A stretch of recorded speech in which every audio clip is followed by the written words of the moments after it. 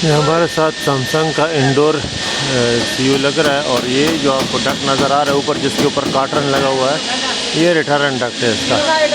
यहाँ पे हम रिटर्न का डिफ्यूजर प्रीमियम बॉक्स लगाएंगे उसका एक्सेस डोर के साथ, ये वाला।